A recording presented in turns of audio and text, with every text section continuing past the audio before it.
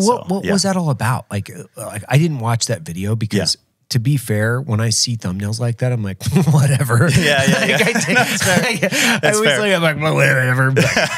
What was that all about? Well, yeah, that's a perfect way to jump into it. So I was in the teams from basically 2010 to 2017. And then I got out and basically I went over to the Middle East to volunteer with other American volunteers just as a civilian.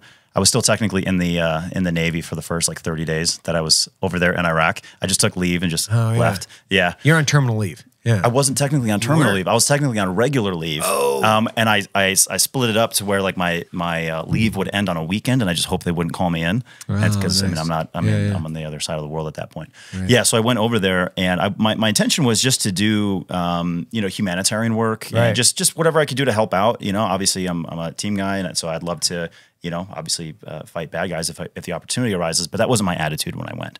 It was very much I want to help the people. And that goes back to some stuff that happened in Afghanistan, which we can unpack a little later.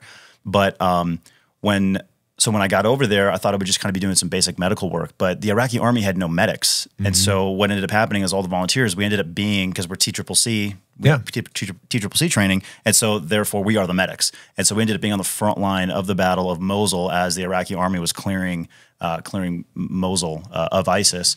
And I was there for about 30 days. I was in the city of Mosul for 30 days until I ended up getting shot. And so during that time, we were running rescue missions, trying to get civilians out of wounded civilians, because ISIS was gunning down civilians like crazy.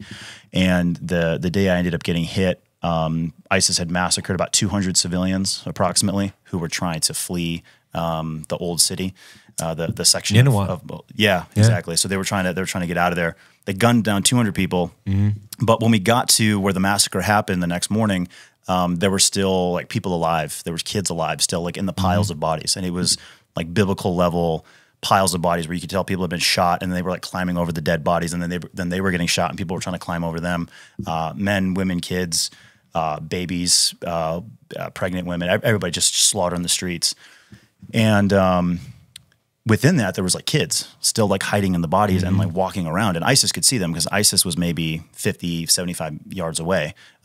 They had taken over a hospital there, and that was sort of their headquarters at that time. And so we basically decided, okay, we got to go get some of these kids. While we were making a plan to get it done, two of the kids I think died from heat exhaustion, because I saw a little boy. He was a little Iraqi boy, maybe 7 or 8, and his sister was maybe 5 or 6. And we're sitting out there screaming at them just to run across the street to us, because this massacre had happened on a highway, and so they just needed to run 75 yards and they'd be safe. They'd come right to us. If we go out there, ISIS is going to kill us.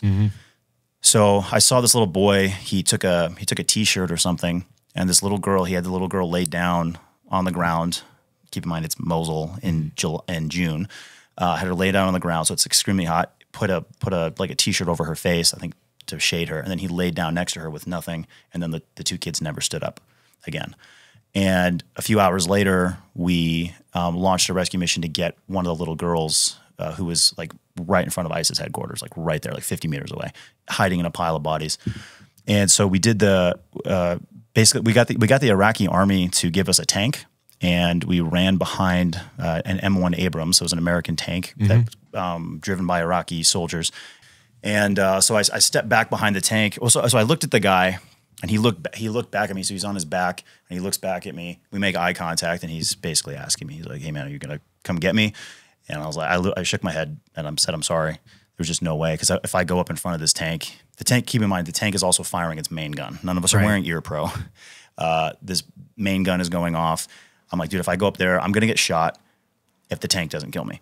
So anyway, I step back behind the tank, and then I get shot from the flank, from our totally exposed right flank. Just a lucky burst of machine gun fire through the smoke. And all this is on video too, so it's like the high definition video. I step back behind the tank, burst of machine gun fire comes in, and I just go down hard. So the bullet hit me in my calf, just went right through my calf. So minor gunshot wound. I didn't know that at that exact second. So the bullet went through my calf, and then I fell down behind the tank. And then the guys, they start screaming like, get up, because I'm looking at my leg going, all right, is my leg as my leg snapped in half, I'm like waiting for the pain to set in. I'm like looking for blood. I'm in some sort of momentary shock because I just got hit. And then I turn around and I look, and the tank is still backing up, and I'm looking at the treads. The tank is as close as I am to you. Like the tank treads, and it's backing up. And so I just had to pop up and just keep going on the leg, threw a tourniquet on. We're tripping over the bodies of the dead as I'm like throwing a tourniquet on, walking backwards. So we get to the end of the street where we could run across this basically a 4-lane highway to get back to Iraqi Army lines.